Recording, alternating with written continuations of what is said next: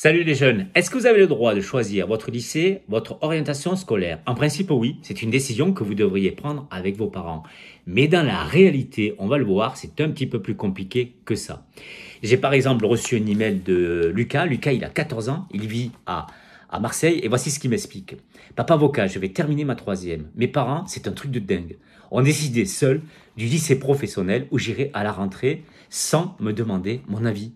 Ça me concerne directement et pourtant c'est comme si je n'existais pas. Il m'oblige à préparer un métier que je n'ai pas choisi. J'ai un deuxième exemple, c'est Nina. Nina, elle a le même âge que Lucas, elle vit à Nantes et elle me dit, ma mère en fait, elle me parle, mais elle m'écoute pas. Quand j'essaie de lui dire ce que je pense, ce que je veux, elle s'écoute parler, elle se donne raison à elle-même. En fait, moi, au final, je dois obéir et j'irai dans le lycée qu'elle a choisi pour moi. Alors, vous voyez, certains parents prennent cette décision à votre place parce qu'ils pensent que vous êtes trop jeune pour ça. Ou alors que si vous preniez cette décision, vous prendriez la mauvaise décision. Là, c'est un manque de confiance. D'autres pensent que le simple fait de vous dire « ben voilà, ma décision c'est ça », ils pensent que c'est validé pour vous. En fait, c'est validé pour eux et pas forcément pour vous. À moins que vos parents soient des dictateurs qui voudraient tout contrôler jusqu'à la fin de votre vie. Je rigole. Bon, ça peut exister, mais je rigole. En tout cas, dictateur ou pas dictateur. Si vos parents ne communiquent pas correctement avec vous, comment vous pourriez faire pour être vraiment associé aux décisions qui vous concernent? Parce qu'en fait, le but, c'est que vous soyez vous aussi responsable de votre vie. Alors, je vous propose de commencer par un petit truc sympa, en douceur, pas agressif. Vous prenez une affiche et vous marquez dessus. Article 12 de la Convention internationale des droits des enfants. 2 points. L'enfant qui est capable de discernement a le droit d'exprimer librement son opinion sur toutes les questions le concernant. Et pof, vous mettez ça sur la porte de votre chambre. Et peut-être qu'il va y avoir une réaction. Peut-être que vos parents vont vous dire « Ah, tiens, tu t'intéresses au droit maintenant » ou « Tu veux qu'on en parle de cette affiche ?» Et là, bam, vous enchaînez, vous défendez vos droits. Vous dites ce que vous voulez, ce que vous ne voulez pas. Oui, mais peut-être qu'il n'y aura aucune réaction ou que les parents continueront à refuser catégoriquement de discuter avec vous. Parce que si ce sont des dictateurs, les dictateurs, la loi, ils n'aiment pas trop ça. Bon, mais c'est pas grave, on passe au plan B. Vous attendez le bon moment de la journée pour leur parler, avec argumentation à l'appui, comme un oral en classe. Vous allez leur dire pourquoi le choix qu'ils ont fait pour vous ne vous correspond pas, et pourquoi et comment le choix que vous leur demandez de prendre est celui qui vous correspond le mieux. Et là, vous cartonnez. Vous leur montrez que vous n'êtes pas ce qu'ils croient, que vous êtes une personne avec une opinion, des idées, un projet de vie. Et oh les parents, réveillez-vous, j'existe et je veux participer à ma vie. Et c'est ça que vous leur dites en fait. Alors c'est clair que c'est pas facile d'engager la conversation, il faut prendre son courage à deux mains. Mais ça vaut le coup. Alors quand je dis parler, attention, c'est pas être agressif, c'est pas « Eh oh, bande de ploucs, vous allez m'écouter ». Non, c'est une vraie discussion tranquille. Et ça peut marcher. Si ça se trouve, vous allez discuter ensemble et vous allez prendre une nouvelle décision ou même comprendre la décision qui a été prise et vous allez la valider à votre tour.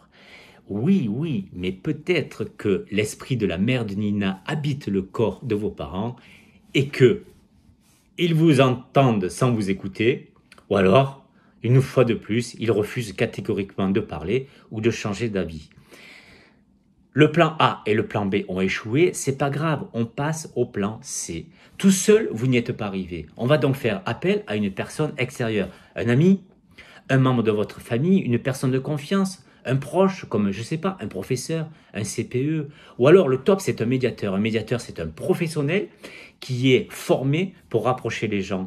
Là, vous allez sur Internet, vous cherchez une association de médiation familiale et vous la contactez. Et si ça marche, c'est gagné. Si ça marche, c'est gagné.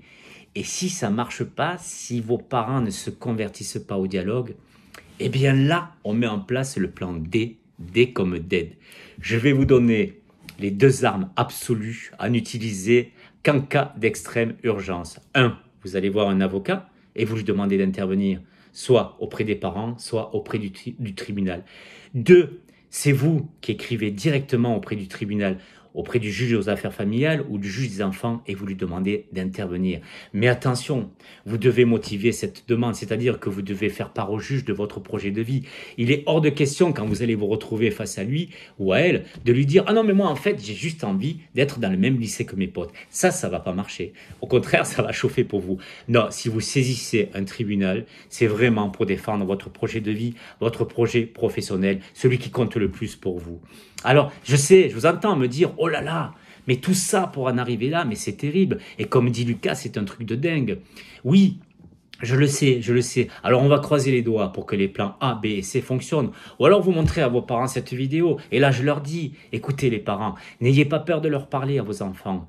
C'est difficile, c'est nouveau, mais ça peut être extrêmement enrichissant. Vous pouvez ensemble construire leur avenir, parce que c'est ça être parent. Être parent, c'est construire ensemble l'avenir de nos enfants. Alors, je sais, je suis persuadé que vous pouvez y arriver. Prenez votre vie en main, essayez, essayez, tenez-moi au courant et dites-moi si ça a marché. Vous avez des droits, faites-vous respecter et respectez les autres. Ciao, ciao, à bientôt.